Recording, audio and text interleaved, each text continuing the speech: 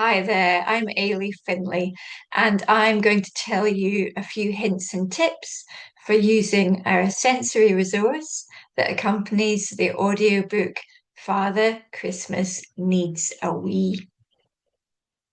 I've developed this resource for Calibre Audio, and they were able to create the resource with generous funding from the Bailey Thomas Charitable Fund. Now, this is a lovely, rambunctious, silly story. So, the main thing is just to have fun with your child as you listen to the audiobooks. We've made a few suggestions for different objects that you have around the house that you might want to include in the story.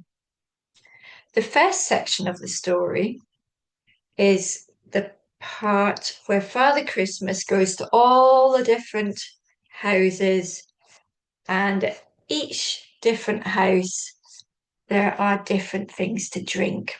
So for this part, I would just collect together some different cups, beakers, teaspoons, any kind of stirrers or straws, and have a large selection, as many different materials as possible, different types. This is a funny cup that folds up, a camping cup. As many different types as you can gather together, and then just have fun stirring your different drinks as the story progresses. So obviously we're not going to really put drinks in the cups, but you can see if you choose different types of cups, then you get different noises or different textures for your child to explore. So just have a variety. Don't try and match them exactly to the story. Just have fun and choose different ones as the story goes through this section. The following section is the section with all the presents. And again, don't try and match the things exactly.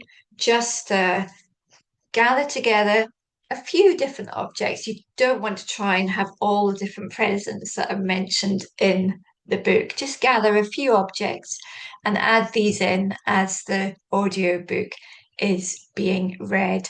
So you might have some pens and pencils you can add in. If you put these in a pencil case, they would make maybe quite a nice kind of rattling noise. I've got a little toy tractor for the bit with the things that drive in the story. You could drive that up your child's arm if you like, if they would enjoy that kind of a thing. There's the soft toy that roars. So any soft toy would do for that. So just add in a few different objects for that part of the story. The next section is the part where Father Christmas heads off back home as quickly as possible in order that he can get back in time to do his wee. And that's something I forgot to mention. Father Christmas Needs a Wee is repeated throughout the story, throughout the audiobook. So you could have a little needing a wee action that you do every time this is spoken, something like that, something like the little jiggle that we do when we need a wee. That might be a nice addition.